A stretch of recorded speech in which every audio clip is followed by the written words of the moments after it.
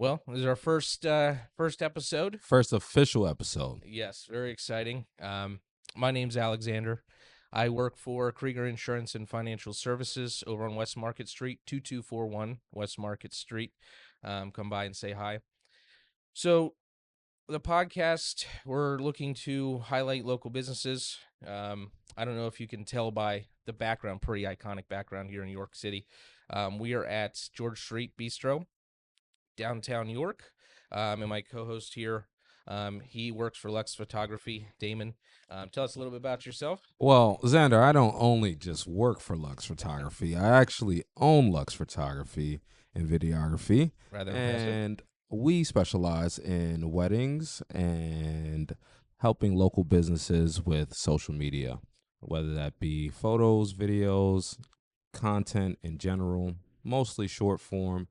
Um, Keeping them consistent and updated with fresh content. So, Let's start with, how did you get into this industry? How do you choose the clients that you want to work with? Why do you do what you do? okay. So you asked me 3 questions all in one, but we are going to break it down into three. So you asked me, how did I get into this industry first? Yes, sir. Okay, Yep. so how did I get into the industry? Well, I originally wanted to shoot myself a music video, which that music video still hasn't come out yet. All right. And I'll be looking for it. side note, I love to do music. I just haven't been doing it as much lately. I picked up the camera thinking I was going to shoot myself a video. I practiced on my friends and got fairly decent and basically fell in love with the camera more than music and never got to shoot my own music video. So that's kind of how I got into even dealing with cameras in general. How I got into what we're doing today as far as weddings and helping local businesses. A friend of mine was getting married and he needed a videographer and a photographer. Um, I kind of sped the story up a little bit, but over the course of a few years, I was taking pictures, shooting videos, and just doing a lot of freelance work um, for friends and family. And eventually, one of my friends were getting married, and we ended up capturing his wedding. And I kind of just fell in love with that process of from start to finish, seeing everyone, like the coordination, the bond, the family, just coming together. It's a lot of emotions. You fell in love with capturing love. Yeah, I fell in love with capturing love, if you will. And then, as far as helping businesses, it's the same thing. I mean, my business is heavily relationship based. So, my cousin owns a gym in Dallastown, and he asked me to help him with some videos, and I ended up helping him with some videos and doing some social media. He ended up seeing some success from that, and that's kind of how we snowballed into helping Comfort Zone. I might skip over some. Helping Michelle, helping We Are Love City. Trying to think of all the brands we work with. We also helped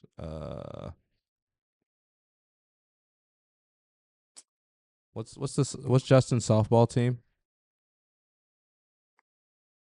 I don't want to mess that up. All right. Yeah, but I mean, you do impressive work because you did come into the office. And I mean, the videos are hilarious. Thank you. so I do enjoy watching them. I'm in a couple of them, so they're fun to film. They're fun to watch. So it's a lot of fun. Um, so how do we get in a hold of you? How do we contact you if we want to solicit your services? So you can either DM me on Facebook or Instagram at Lux Photography and Videography, or you can give us a call at 717-347-9788. Or you can send us an email at luxyorkpa@gmail.com. Perfect. So where do you see what's the next step for Lux? Where do you see yourself going from here?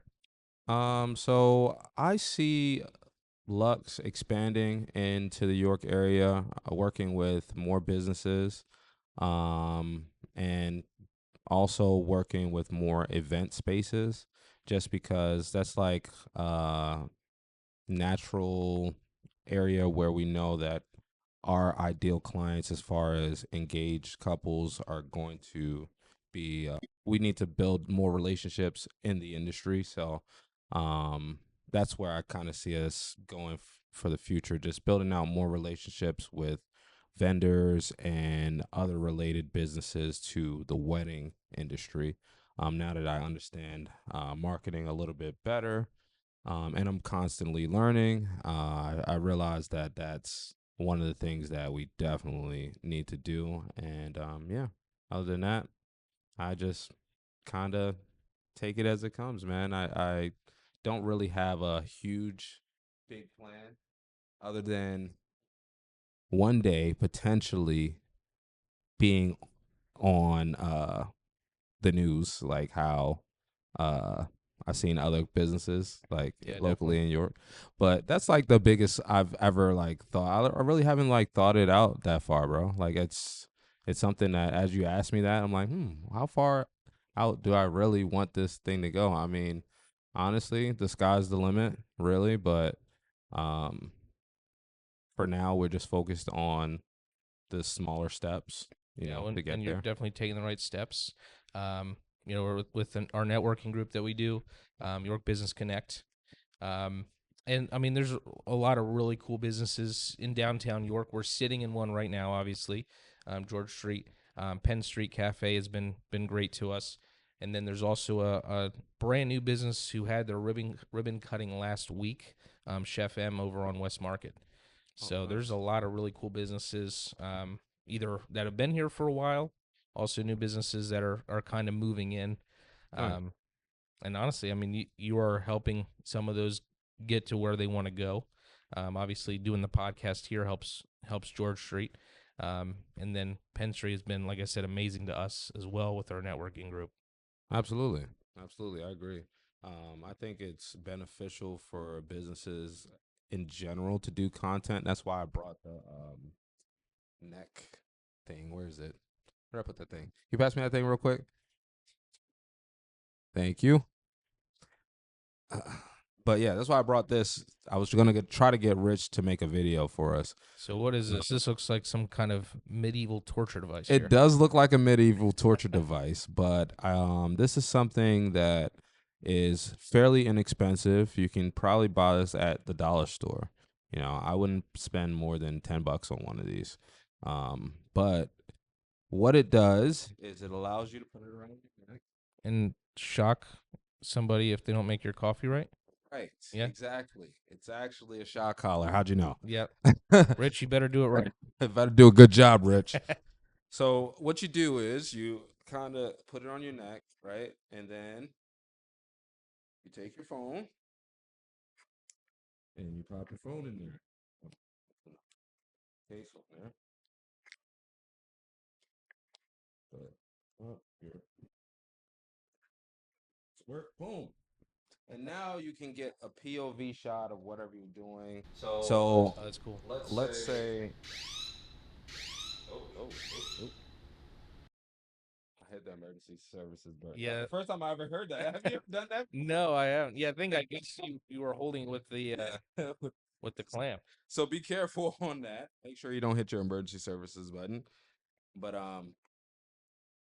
yeah. So you can record like a POV or whatever you're doing. And I think in any industry, even including in your industry, POV shot is always interesting.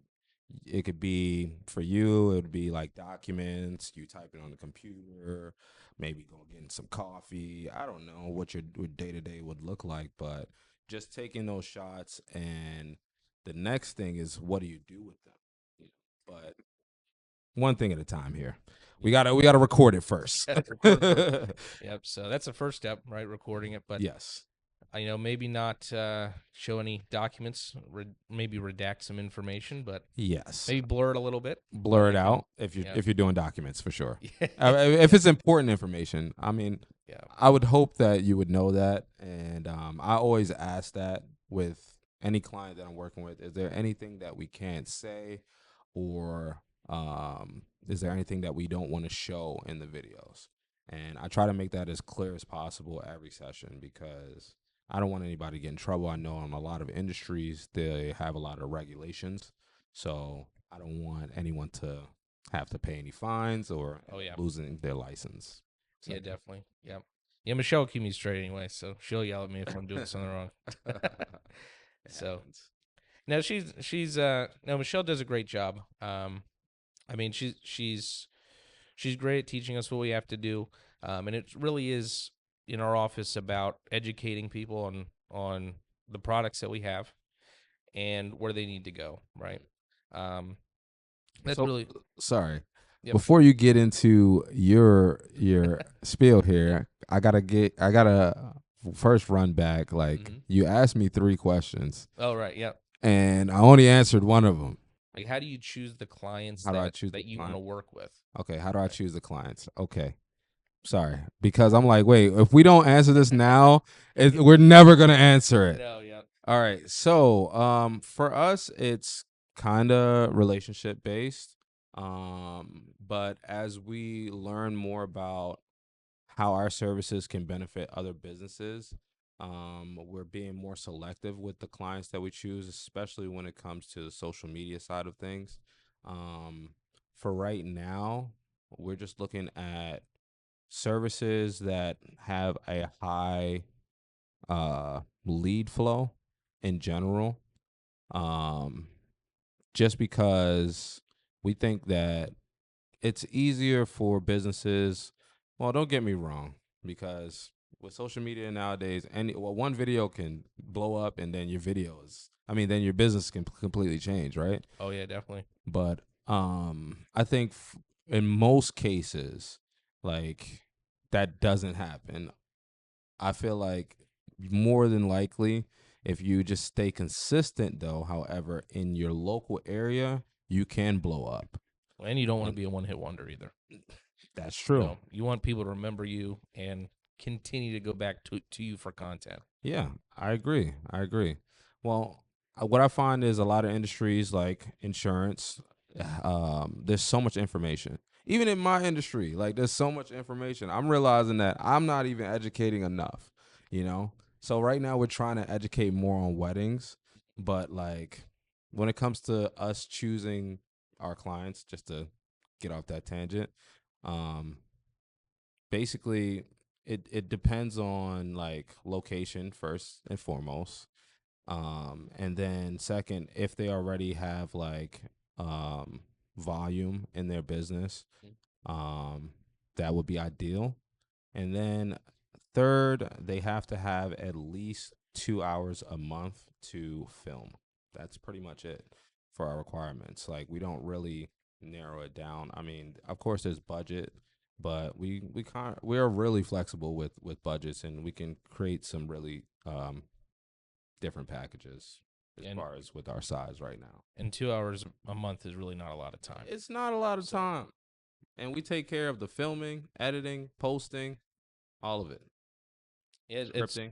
it's really more time for you because you got to schlep all your stuff over to their office. Yes, it is. That's why I need to get some more clients here soon. So if you're watching this and you need some videos, There you go.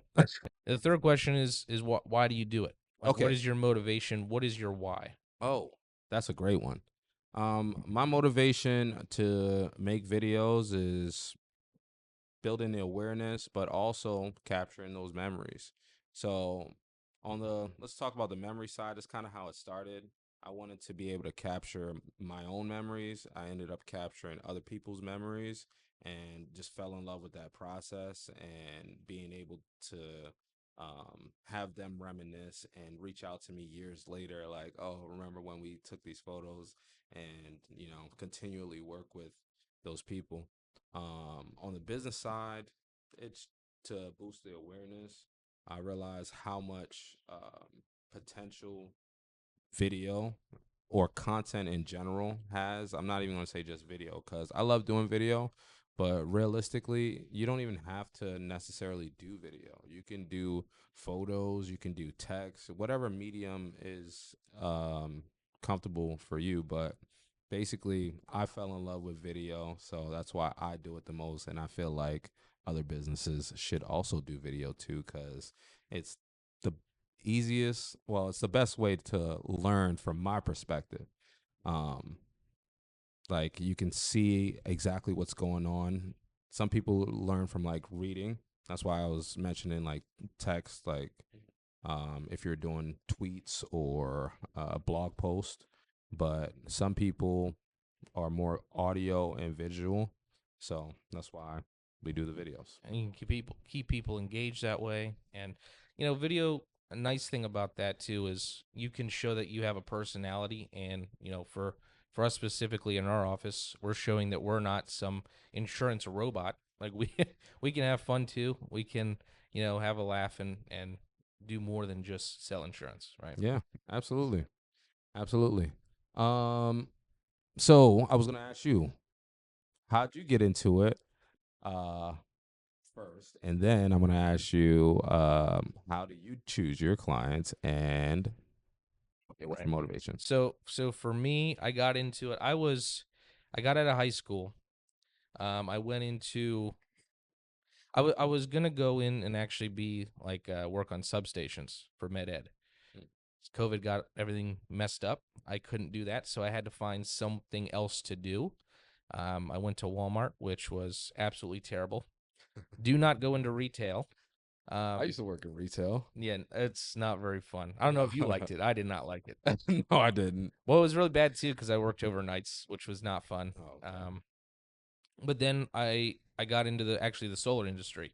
Oh, nice. So that's where I got kind of some sales experience, helping people save some money on their power bills Mm. and maybe help save the planet a little bit at a time, right? Absolutely. Um, but then I was just looking for a change. It's hard to be out there every day.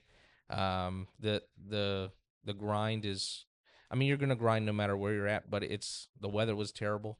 You're getting whipped in the face by cold wind. It's Hmm. hot. You're sweating. You're getting sunburnt. Hmm. So I was looking for a change. I knew Michelle from before. She gave me a chance, so very grateful for that. Um, and hopefully I paid her back by by being a good employee. Um, how I really kind of how I choose my clients. I I mean I think just like everybody, you'd like to have any client, but my favorite client, I would say, even if you don't purchase a singular thing from me, somebody who's going to listen, right? Um, somebody who isn't just going to say give me a price, because when you're sitting down with me, that doesn't really mean anything. Give you a price on what? Hmm. We gotta kind of review the quotes. What are we looking at? Hmm. Right. Number one. Number two, I don't want to put you in a bad spot. Right. So just saying, give you the state minimum, I can certainly do that. And if you listen to me and that's still what you want to do, that's totally fine. But Hmm. let me tell you why that's not the right choice for you. Let me tell you why your assets can be at risk.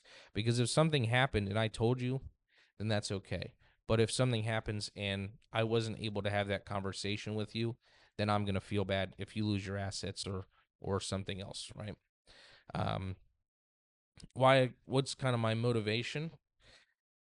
I grew up in Maryland, right? So my 11th grade year, we moved up to Pennsylvania, right? When we were down in Maryland, we had the same insurance company. Um, we moved up here, and my parents had to, obviously get homeowners insurance up here. We did it with the same insurance company. They sat down with Michelle, and she was like, "Your homeowners insurance is not right. Like this needs to be changed." So she sat down with them. We got everything the way it needed to be, and then we had a house fire. Wow. So if she didn't sit down with my parents, who knows what would have happened? But because of that, we were able to rebuild the house. My parents are back in their house now. Everything's good. But I mean, that's really what I want to do: help people. And really, I mean, my parents, they would not have known that there was an issue with their homeowners unless Michelle said something. Yeah. So that's what I want to do: help people who maybe not know, don't know that their coverages aren't where they want to be or Mm-hmm. need to be. Mm-hmm. Make sure that everybody's properly protected, like Michelle did for me, right? Because I mean that's invaluable to have somebody do the little things to save you in the long run and save the big things, Yeah. right? So, very grateful for Michelle for that, saving our home really for number one. Number two, for giving me the opportunity to help people in the same way. That's awesome, man. So, side note, we might need that same story later on because I have to do a client testimonial Oh, that'd be video. perfect. So that would be perfect. Yes. So remind me to ask Xander about that later on, please. Yeah, I mean Michelle does a really great job there.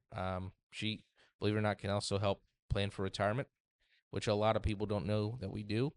Um, I wish that the overall company marketed that more, Mm-hmm. but she does a really great job of that as well. Actually, if you want to come in and sit down with somebody about insurance, it's probably going to be myself or one of the other gentlemen in the office, or Donna. She does a great job as well. Um, but that's kind of really Michelle's side of the things of the business now is planning for retirement, Mm-hmm. and she does a fantastic job at that. She helped me with that actually before I even worked there. Oh, nice. So and she puts me in a good spot, especially because of how young I am, and that's not something young people even think about. Mm-hmm. Is well, I'm young, I have all this time. Well, how old are you, Xander? Me, I'm 23. Damn, Xander, you're young as hell. But He's a yeah, kid. I wish I was that's 23. Michael Jordan. we're not too far off, right? No, no, no. We're not too far off. Only a decade, Xander. No, Well, I'm you're just kidding. 31. You're not I'm 33, are you? 31. I'm 31. There you So go. I'm getting there. 8 I'm years, getting right? there.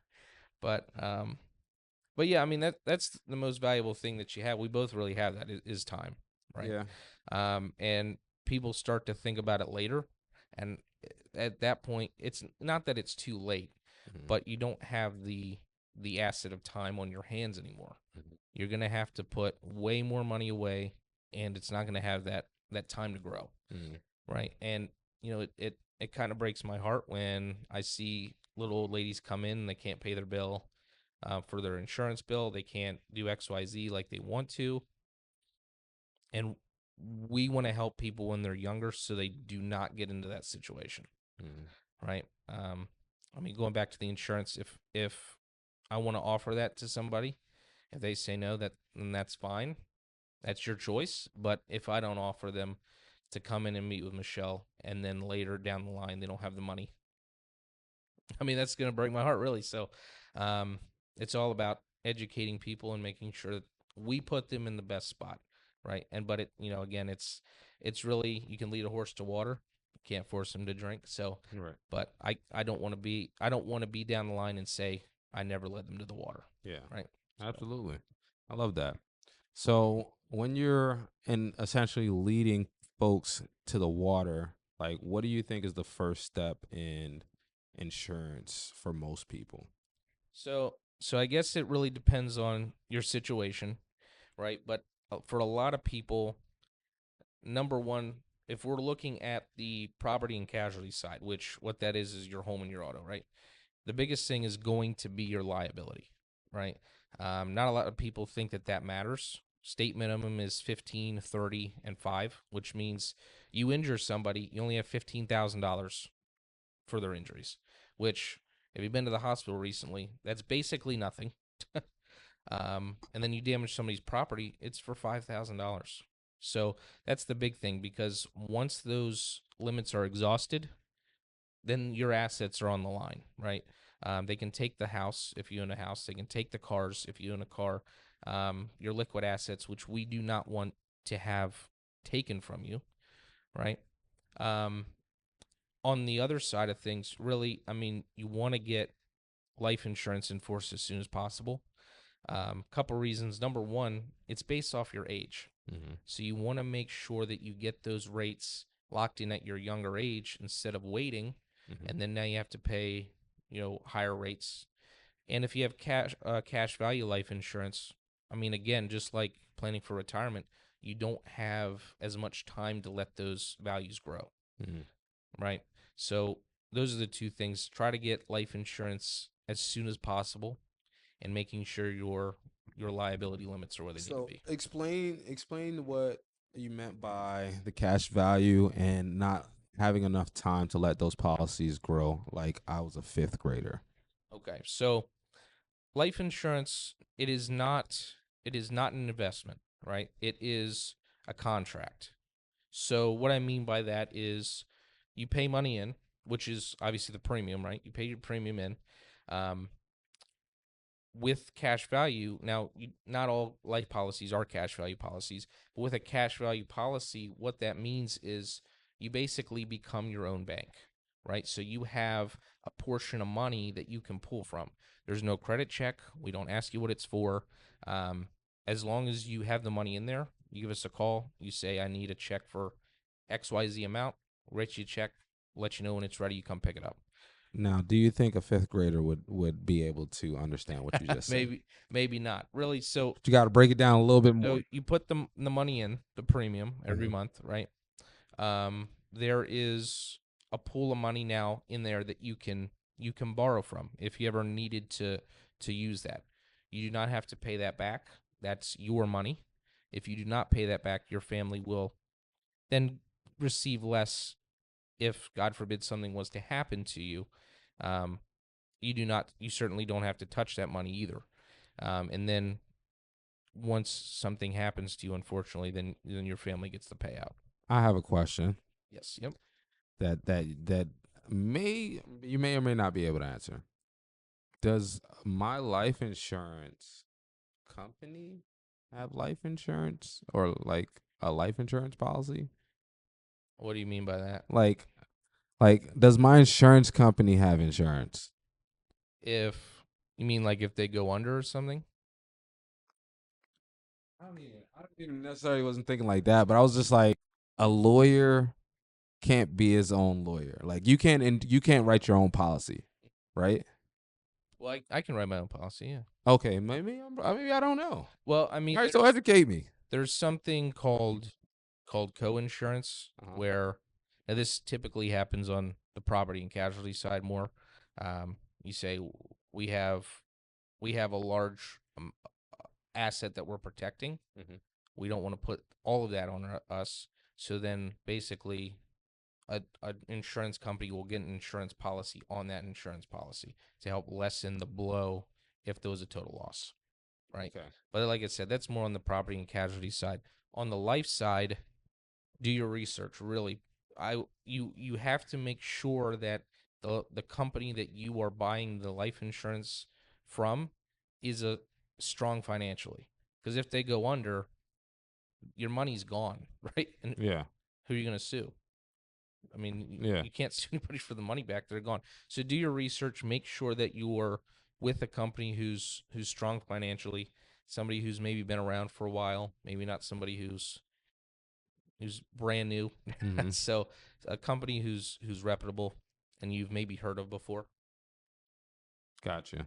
I just thought that was interesting because I'm like, um, again, bringing up like the dentist having is another dentist or the lawyer having a lawyer, right? Mhm. I just thought it was interesting because I'm like, how far does that chain go? Does the insurance company that insures the insurance company have an insurance company that's insuring that insurance? Like, is that like a never-ending cycle of insurance companies or Well, what? yeah, I mean, like there is the co-insurance, but I don't really I've never heard of them bouncing it multiple times. Honestly, I don't really deal with that much. I write the policy, and then Okay, the parent company just worries about that really. So gotcha. As I look at it from a business perspective, right, Mhm. and liabilities of everyone saying, or worst case scenario, which never happens. So let's just keep that clear. Not everybody's gonna go outside and get into an accident today, which why Michelle explained in another video, which why insurance basically works. But let's say in the freak world, Thanos snaps his finger or something and makes all the traffic lights disappear, right? Mhm. Everybody gets into an accident the insurance company has another company backing them, right? Just in case of a situation like that. Sometimes, not all the time, but sometimes, yeah. Okay. So, and here's the thing about um, our company specifically, and it's pretty industry standard. Mm-hmm. Is we lose money on the auto side Mm-hmm. every year. We pay out more in claims than we take money in, right? Which is by design, right? We're not going to. I mean, there's other ways we make the money back, right? Mm-hmm. Um, but something about our company specifically is we're something called a mutual company, Mm-hmm. which means we don't have shareholders. We're not publicly traded. We don't have an owner. Our owners are actually our policy holders, right? You don't really see that on the P&C side, but on the life side, you get something called dividends. What that is your unused premium being returned to you as really the owner of the company, right? So really, we lose money on the auto side. The life side, we make money and we return that to our policyholders. Oh, nice. That's very, very interesting. And that was something that's new to me. I didn't know that. And You not every company's that way. That's just the way we operate. okay? So maybe I need to check with you guys for my auto insurance. Oh, definitely. You know. Everybody should. Everybody should check with us for their auto insurance. You did give me an interesting quote the other day on a couple different policies. And I actually found out my mom actually has a life insurance policy with a company in Trinidad and Tobago. Oh, So I didn't even know they did life insurance over there. yeah. So I'm not really sure. I mean, I'm sure I'm sure other countries do it. I just not licensed there. yeah. So, um, but yeah, I mean, I would certainly do your research on that because again, I don't know what the laws are over there and what kind of policies that they offer, Hmm. but I'm sure no matter where you're at, it's always good idea to have it. Yeah, I agree.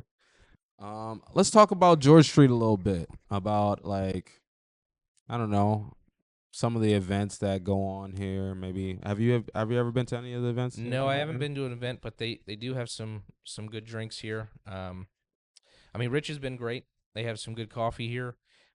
He's been very accommodating to our group. He's been very accommodating to obviously us filming here today. Mm-hmm. Um, but I do know that they have like a salsa night every other Wednesday. Yeah, I was just about to say that. I saw that. That yeah, That I was haven't been to one of those, but they look pretty fun. I'm trying to get Donna to go, which is somebody in our office. She actually speaks Spanish. We're bilingual in our office, so oh, okay.